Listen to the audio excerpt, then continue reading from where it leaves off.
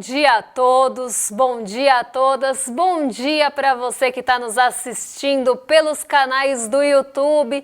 Aproveita que você está aí, já deixa seu comentário, conversa aqui com a gente, compartilha esse vídeo, se inscreve no canal, porque isso ajuda o ICL Notícias a chegar a mais lares, mais aparelhos conectados e a mais pessoas também. Quero dar bom dia também para quem está na nossa sala do Papo Legal hoje, Mercado Investimentos Real Oficial. Essa é a sala do programa, daqui a pouco tem enquete por lá, não vou dar spoiler, mas a sala já está rolando, então quero dar um bom dia para quem está com a gente ali. E também, hoje, o nosso abraço vai para a Rádio Cidade, outra parceira do ICL que retransmite aqui a nossa programação, e ela está dentro do sistema Dragão de Rádio em Patos, na Paraíba. Então aqui, ó, bem atrás de mim, aqui o pontinho vermelho, é a nossa Rádio Cidade, que é parceira aqui nossa e acaba retransmitindo nossos programas. Se você quiser ou retransmitir ou receber aqui o nosso bom dia especial, é só mandar um e-mail para retransmissão@icl.com.br. Então já manda um e-mail para a gente, para ficar aí não só dentro da nossa parceria, mas também ter um conteúdo de qualidade para retransmissão. Hoje tem assuntos aqui importantíssimos para a gente falar com vocês. Tem o fechamento que aconteceu virada, plot twist na Bolsa. Então a gente vai comentar esse fechamento de ontem. Tem também a delação rejeitada de Vorkari, ou a delação culposa, né, sem muita intenção de delatar. A gente vai falar desse assunto também aqui no programa. Daqui a pouquinho a gente comenta essa delação do Daniel Vorkari. Saíram dados do varejo, a gente vai passar por isso daqui a pouquinho na agenda, mas saíram dados do varejo essa manhã e o varejo foi mal. Então a gente vai comentar também esse assunto e, se der tempo, a gente fala de relatório Focus. Antes de tudo isso, para você que já está lá na nossa sala do Papo Legal, então, caso você não tenha, eu convido a se inscrever no nosso aplicativo papolegal.app, faz o cadastro, é rapidinho, e já participa lá com a gente, porque tem enquete rolando, e a enquete hoje é sobre Banco Master. Então, depois do caso Master, você passou a olhar mais para a saúde financeira das instituições? Sim, analiso todos os riscos envolvidos, pesquiso um pouco, mas não vejo detalhes, ou nunca olhei isso, só vejo rentabilidade. Essa é a nossa enquete no Papo Legal. E antes de passar na agenda, shot de água aqui, se hidratem, bebam água comigo, porque a gente já vai passar pelos principais aspectos que devem conduzir o nosso dia hoje. Vou tomar um shot de alga.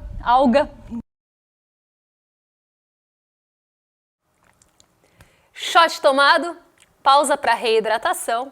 Assim como nos jogos de futebol a gente também para beber água aqui no programa, vamos falar dessa agenda de hoje que está recheada e com dados importantes em uma semana importantíssima, inclusive para a decisão de juros. Vamos colocar aqui na tela então. À meia-noite no Japão teve decisão de política monetária, então já é decisão de política monetária no Japão. Às 6 horas foi a vez da Alemanha divulgar o índice de expectativas econômicas de junho.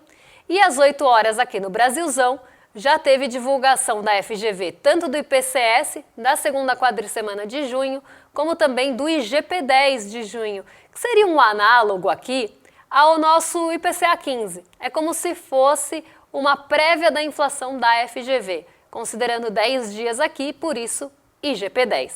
Então esse já foi conhecido e às 9 horas, um pouquinho depois, o IBGE divulgou a pesquisa mensal do comércio de abril. E é dela que a gente vai falar com vocês com maiores detalhes. Vamos entrar um pouco nos aspectos aí que mostraram muita fragilidade nesse varejo, nessa pesquisa mensal do comércio de abril. Mas não para por aí, tem mais um pouquinho de agenda. Às 9h30 nos Estados Unidos saíram os dados de construções de moradias iniciadas e permissões para as novas obras. Às 19 horas, no Chile, também tem decisão de política monetária. Falei que é uma semana importante para juros.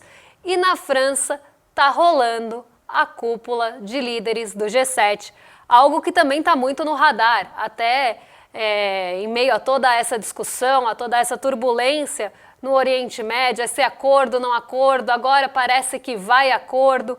Então, a cúpula do G7 também está tratando desses assuntos. Vamos então falar dessa virada, mudando aqui, virando o assunto, vamos falar da virada que aconteceu na Bolsa ontem, porque foi um dia de muitas emoções na Bolsa de Valores brasileira.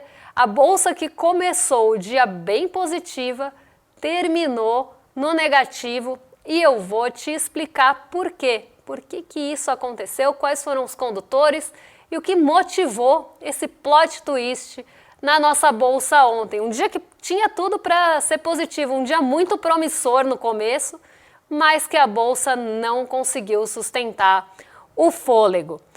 A Bolsa, então, não é só para vocês entenderem aqui, ela fechou em 0,42, mas ela não começou o dia assim. Ela começou em alta de 1,8%, repercutindo aquele movimento mais otimista em relação ao acordo, ou esse começo de acordo, eu diria, entre os Estados Unidos e o Irã, porque é um acordo ainda embrionário, as partes ainda estão discutindo, vão ter outras sessões ali de acordo, mas ele já coloca pelo menos 60 dias de pausa e 60 dias de paz entre os dois países. Então, um acordo que pelo menos durante esses 60 dias a gente vai ter uma pausa nesse conflito. E isso animou o mercado. O acordo, ele trouxe ali uma perspectiva um pouco mais otimista de queda no preço do petróleo. No fim do dia ontem, o petróleo Brent tinha caído, se não me engano, 4,76. Eu vou até pegar aqui o número exato para não passar valor errado. Foi exatamente isso, 4,76% de queda no petróleo Brent. E ele foi a 83 dólares por barril. Para ser exata, 83 dólares e 17 cents. Esse é o preço por barril de petróleo e ontem então a gente acompanhou essa queda bem de perto. Inclusive quem também acompanhou de perto a queda foi a Petrobras, porque ela realmente entrou no terreno negativo e aprofundou as quedas. As ações da Petrobras, considerando 3 e 4 ali, caíram mais de 5%, a PetroRio mesma coisa, então um dia bem ruim para ações ligadas ao petróleo. Isso porque foi um dia também de queda brusca no preço da commodity. Isso já trouxe um pouco de abalo aqui no mercado brasileiro, porque a Petrobras, se a gente considerar Vale, Petrobras 3 e Petrobras 4, que é a ordinária e a preferencial, a gente já tem praticamente 1/3 do Ibovespa na mão dessas três empresas.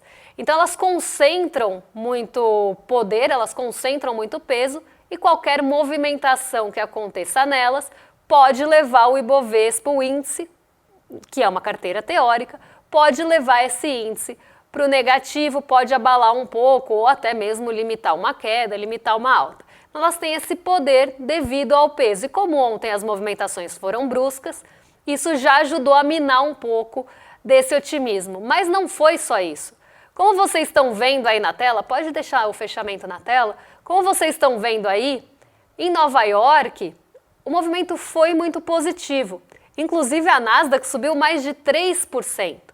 E isso também ajuda a explicar a queda aqui no Ibovespa. Foi um dia de uma queda importante no preço de uma commodity que tem peso, mas também foi um dia de alta no setor de tecnologia. Então a gente viu recursos sair do mercado emergente, não só do Brasil, dos mercados emergentes de forma geral, para buscar ganho no setor de tecnologia, que foi despontando ao longo do dia. Então, ao mesmo tempo que a gente tem uma queda na bolsa impulsionada por motivos ligados até a concentração e a composição do nosso índice e essa dependência das commodities, a gente também teve saída de recurso para buscar essa alta aqui dos 3,7 ou 0,7 que a gente viu acontecer na Nasdaq ontem, devido a todo o otimismo em relação principalmente ao setor ligado à inteligência artificial. Foi realmente um dia de movimentação, dupla movimentação eu diria, que acabou mexendo aqui com a nossa bolsa e derrubando o Ibovespa, que começou todo feliz, com 1,8 de alta e terminou com 0,42 de queda. Apesar disso, o dólar não subiu muito. O dólar subiu 0,9, ficou estável, porque o que segurou, eu acho que acredito aqui que até limitou essa queda, foi a Vale. Eu acabei de falar que as três juntas têm quase 30% do Ibovespa, e a Vale, ela teve ali um papel importante para segurar a queda, segurou bem a onda mesmo, porque ela subiu bastante ontem, subiu 2,5%. Para uma ação que tem bastante peso, isso também traz uma relevância importante para o índice. Mas o sentimento geral foi otimista, principalmente em relação ao Estreito de Hormuz. Então parece que o mercado acredita que agora o acordo vai firmar, não só firmar, mas vai andar, porque tem outros passos a serem dados em relação ao acordo dos Estados Unidos e Irã, e isso envolve Israel também, e aí tem toda aquela questão de fragilidade quando envolve Israel, já é frágil o suficiente envolvendo Donald Trump, mas envolvendo o Benjamin Netanyahu também, a coisa muda de figura, porque a gente sabe o quanto ele quer colocar conflitos na vitrine para a manutenção do próprio poder. Então, entre Israel na conta, mas apesar disso, o mercado ficou, pelo menos o mercado financeiro ficou otimista de que dessa vez o acordo vai para frente e os próximos passos serão dados.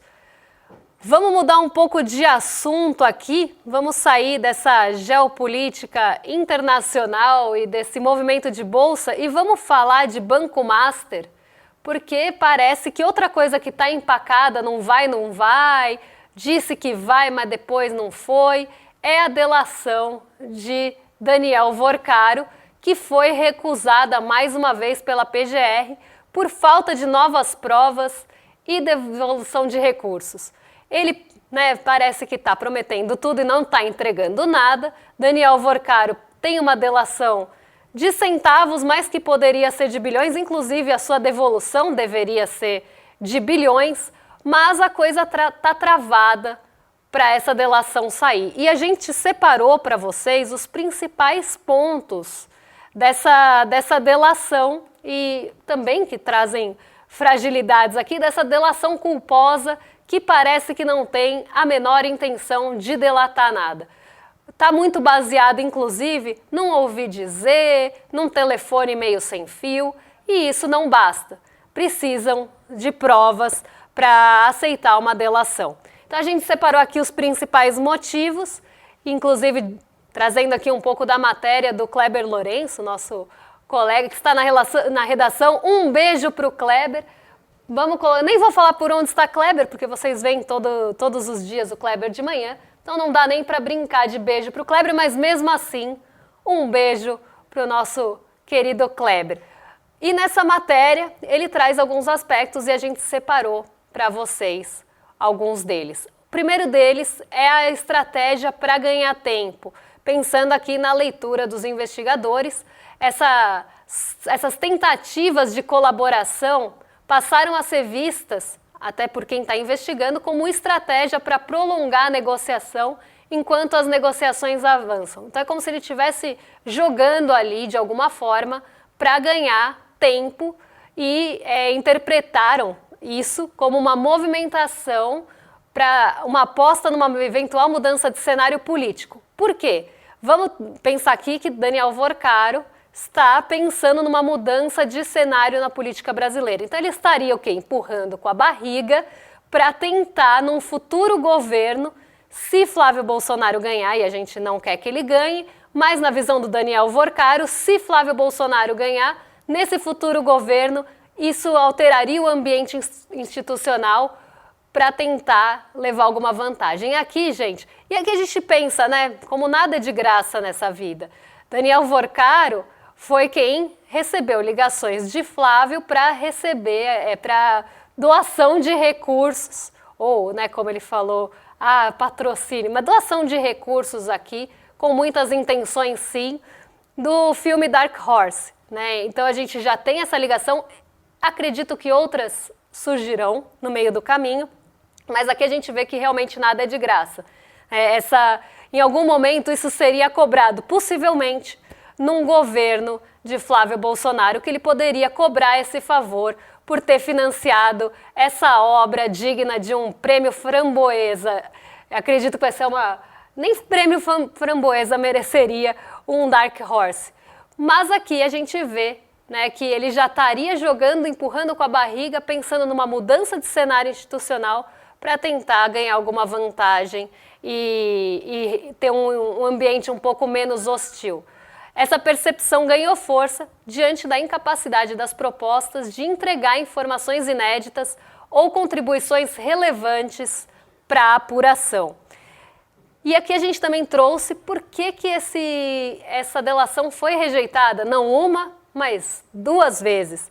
Então, por que a delação foi rejeitada? Ela não tem novidade, então não trouxe nada de novo, nenhuma das propostas trouxe fatos inéditos capazes de avançar as investigações, não teve corroboração, então as informações são baseadas em relatos de terceiros e sem elementos de verificação, aquilo lá que eu estava falando no começo, do ouvir dizer, telefone sem fio, meio que ali num clima de fofoca e escutei por aí, então não tem nem elementos de verificação e tudo baseado em relatos, sem ressarcimento, não apresentou mecanismos concretos de devolução dos recursos e chegou a oferecer ativos que já estão com o liquidante. Então, quis pagar o que já está sendo liquidado, com o que já está sendo liquidado, quis fazer milagre com o santo alheio. Aqui, negação. Investigações avaliam que Vorcaro não reconhece os crimes e nem os rombos causados. Ele não vê como crime, isso também é uma questão. Ele não está falando, cometi um crime e aqui eu vou trazer os pontos, vou devolver porque cometi um crime. Não, pelo contrário, ele nem assume esse crime. E isso também é um passo ali, essa negação é um passo para rejeitar essa delação de Vorcaro. Tem também um outro painel aqui, mostrando a mudança da postura, não sei se temos, mas já podem colocar aqui, a mudança da postura em relação a essa devolução. Porque não só tem essa questão de querer devolver o que já está com o liquidante, mas também tem aquela discussão que ficou meio que na superfície ali, de devolver 60 bi, depois não era 60 bi. Então a gente trouxe aqui mais um pouco de explicação em relação a isso, porque é uma contradição importante no caso, porque antes da rejeição da primeira proposta, circulou na imprensa que Vorcaro teria sinalizado a possibilidade de devolver até 60 bi. E aí depois, isso meio que voltou atrás, meio que caiu por terra, porque nunca teve discussão de valores, e isso foi o que disseram os membros da PGR à reportagem do Kleber. A PGR acredita que os valores que circulam no noticiário viriam da própria defesa do ex-banqueiro e nas negociações Vorcaro passou a apresentar dificuldade para a recuperação dos ativos e devolução dos recursos, justamente um dos pontos mais exigidos pelas autoridades. Parece que quem está na chuva dessa vez são os ativos e não os passivos. Mas vamos continuar aqui, porque o caminho está se fechando para o Vorcaro. O caminho está ficando um pouco tortuoso para Daniel Vorcaro, e a gente também trouxe um pouco aí de informação em relação a isso. Vamos colocar aqui na tela para o pessoal de casa acompanhar esse fechamento dos caminhos para o Vorcaro, que seria justamente essa segunda rejeição. A rejeição da PGR vem depois da Polícia Federal também descartar a segunda proposta, e os 2 casos aqui, o diagnóstico foi o mesmo, sem os fatos inéditos, sem a corroboração, sem o ressarcimento, e a legislação permite novas propostas até após a sentença, mas investigadores foram diretos aqui que qualquer nova tentativa vai precisar de provas concretas, vai precisar mais do que ouvir falar e informações efetivamente novas, mecanismos concretos da recuperação dos recursos. Aqui o ceticismo em relação ao Workário é muito grande e não teria aí a possibilidade de acontecer sem uma mudança brusca. Isso também é um trecho retirado da matéria. Então existe um ceticismo muito grande em relação ao Daniel Workário, tanto em trazer novos elementos que ele consiga aprovar, como também ressarcimento desses recursos. E esse ceticismo está fechando os caminhos para o ex-banqueiro, que está enfrentando dificuldade em emplacar a sua delação, que eu acho que também não tem muita... Ele está mesmo tentando empurrar com a barriga e não tem muita vontade de delatar. O que pode mudar isso? O que pode abrir esse caminho que está fechado aí para Daniel Workário? As condições, se elas mudarem drasticamente, né, se ele também mudar de posicionamento e ter reconhecimento dos crimes e dos seus prejuízos, então o primeiro passo, né, é parar de sair dessa fase de negação, né, Daniel Workário. O primeiro passo é aceitar que dói menos e aí você aceita e reconhece seus crimes e a partir daí começa um caminho novo, né? Precisa reconhecer que errou. Parece que existe um certo orgulho aí para não reconhecer nem os crimes nem que errou. Provas robustas, informações que efetivamente sejam novas e mecanismos concretos da recuperação, muito parecido com o que a gente falou agora do que fechou o caminho. A mudança seria isso, seria mudar o posicionamento e também trazer esses mecanismos concretos para a recuperação de recursos que não estão com o liquidante, né? É sempre bom reiterar. E investigadores sinalizam a abertura para outros membros da organização, como o cunhado Fabiano Zettel. Será que Fabiano Zettel vai abrir o bico, vai falar? Parece que o caminho está fechado para Daniel Workário e estão buscando outras bifurcações. Vamos falar rapidinho de varejo, vamos falar bem rápido desse comércio, porque eu tenho alguns minutos ainda. E as vendas no varejo caíram 1,5% em abril, um mês que tem sazonalidade, porque a gente tem Páscoa em abril, então tem data comemorativa, mas nada foi suficiente para dar fôlego para o varejo, que vem patinando há bastante tempo. A expectativa, e já vamos até colocar aqui, porque a manchete fala sobre isso, já vamos colocar as projeções do mercado, porque a expectativa era numa média de queda de 0,60, a mediana 0,70 e o teto, as pessoas mais otimistas que responderam à pesquisa de projeções aqui para dados do varejo restrito, ficou em 0,3. E o piso, então as piores projeções, os mais pessimistas, apostaram em queda de 1,6. E a gente ficou muito perto do piso no mês. A gente caiu, né, o varejo caiu 1,5%, 1,5%. E quando a gente pega aqui a maior concentração das respostas, a gente tem uma entre queda de 1,22 e queda de 0,46 ali, que praticamente pega 50% dos respondentes. Então, não tinha ali, né, um pessimismo tão grande com o varejo. Claro, estavam pessimistas, os dados já apontavam para um varejo mais fraco, mas nada é tão ruim que não possa piorar. As expectativas eram ruins, mas puta merda, vamos lá. Perdão, é um meme, mas vamos lá, porque o resultado foi ruim para o varejo. De abril em relação a março, então o nosso desempenho do varejo brasileiro em abril em relação ao mês passado foi de queda de 1,5% no varejo restrito e 0,7% no varejo ampliado, que considera construção, motos e autopeças e partes e veículos. Em relação ao ano passado, ainda teve um pouco de fôlego. Aliás, quando a gente olha os dados do varejo, os principais aspectos que foram para o positivo são em relação ao ano passado. Mas em períodos mais recentes, a gente vê um encolhimento do varejo muito grande, muito rápido.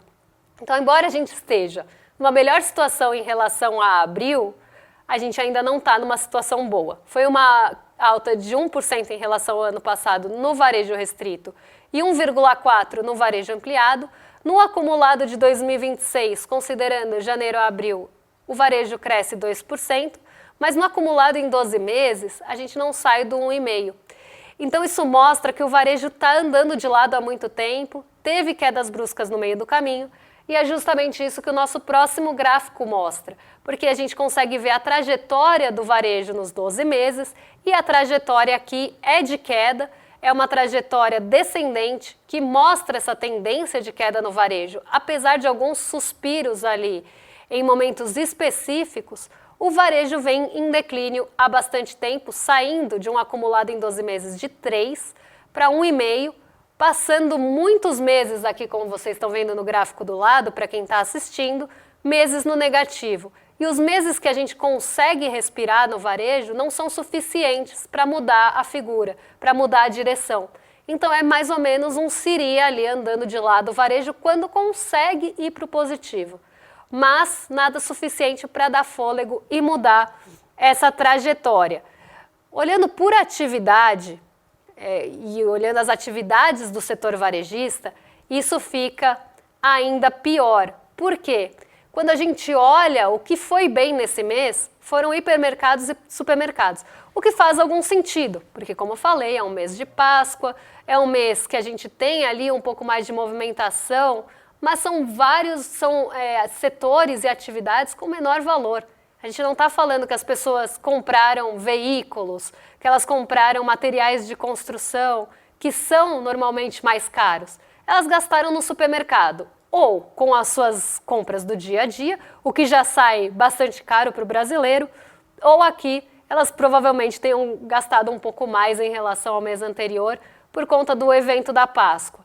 O que não muda o fato de que nos 12 meses os supermercados e hipermercados estão com um acumulado bem baixinho, de 0,8. Então, apesar do fôlego, apesar do respiro nesse mês, quando a gente olha o acumulado, ainda está muito pequeno, 0,8 de acumulado.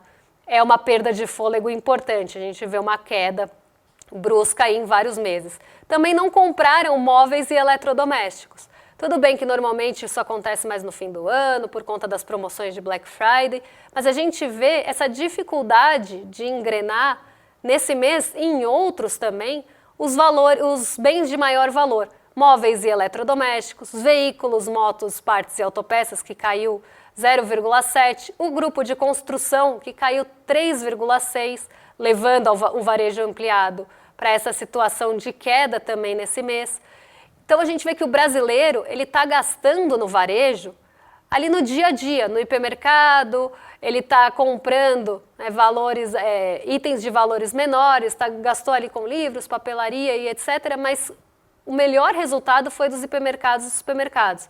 O que não só mostra que o brasileiro está gastando com o essencial no mês de abril, como também mostra que o brasileiro não está gastando com o que está caro. Isso porque o crédito está muito enxuto. O crédito está caro também. Fica difícil do brasileiro conseguir crédito. E aí a gente começa a ver, mais uma vez, as garras da taxa Selic. Está muito difícil do varejo se livrar das garras da taxa Selic. E isso faz com que o brasileiro comece a tomar algumas decisões, por exemplo, na ausência de crédito, comprar um bem mais barato, comprar um bem que ele não vá depender de financiamento para isso, porque o crédito está caro e está difícil de acessar. E o varejo responde muito rapidamente a mudanças de taxa de juros e vem sofrendo, como a gente viu, há bastante tempo, não só em declínio, mas com muita dificuldade de ganhar tração. Antes de me despedir, vamos dar uma olhadinha no resultado da enquete. Será que os brasileiros que estão lá no Papo Legal estão olhando mais de perto para os bancos depois do Master? Sim, analiso todos os riscos com 51%, pesquiso um pouco, mas não vejo os detalhes com 37%, e nunca olhei para isso, só vejo a rentabilidade 12%. Ainda bem que vocês estão olhando, mas com mais detalhes para a saúde financeira dos bancos. Inclusive, hoje é terça-feira, tem aula comigo, e isso é uma coisa muito recorrente lá nas aulas do Investidor Mestre, porque a gente fala muito de saúde financeira de banco, a gente aprende, inclusive, a analisar alguns lugares para olhar isso, ver como é que está a carteira de crédito. Então é algo que quem faz parte já do Investidor Mestre está ligado, mas parece que nossa audiência que está no Papo Legal também está ligado e isso é ótimo. Também antes de me despedir, quero dar o último recado aqui sobre a nossa aula, na verdade um documentário com debate que vai passar no dia 28 de junho sobre o orçamento secreto. Num ano como esse, é imprescindível a gente falar sobre esse assunto. Então, para você garantir esse acesso, assistir a série original aqui do ICL, é só clicar no QR Code, ou apontar a câmera para o QR Code que está ali no cantinho, ou entrar em iclmercado.com.br. Você já garante seu ingresso, já fica por dentro, é avisado antes da exibição começar e fica aqui com a gente para assistir essa série que vai ser fundamental nesse ano. Agora me despeço de vocês arrastando o programa para cima, porque nossos vizinhos já estão a postos para receber vocês. O Guga Noblar e a Roberta Garcia já estão lá no Rolê ICL para receber todos vocês a partir de agora e eu fico por aqui. Amanhã eu volto para falar o que mexe com o nosso bolso, com a nossa bolsa e com as nossas vidas. Um beijão e até amanhã. Dia 28, o ICL vai soltar uma bomba. Nos últimos meses, discretamente, os nossos jornalistas fizeram a maior investigação já feita até hoje sobre o maior esquema de corrupção do Brasil, que tem nome e sobrenome: orçamento secreto. Um esquema de corrupção que poucas pessoas tentaram enfrentar, e quando tentaram enfrentar, foram porque tem muita gente envolvida nisso, de tudo que é lado e de tudo que é canto. No dia 28 de junho a gente vai trazer uma série documental onde a gente não vai só conversar com as pessoas que conhecem o esquema de Brasília. A gente vai visitar os lugares para onde esse dinheiro deveria ter ido e vai te contar histórias que vão te deixar de cabelo em pé. De milhões e milhões que não chegaram ao destino, até pessoas que foram sumidas porque tentaram denunciar. Não percam essa série documental. Pegue o seu ingresso e chame seus amigos para assistir também.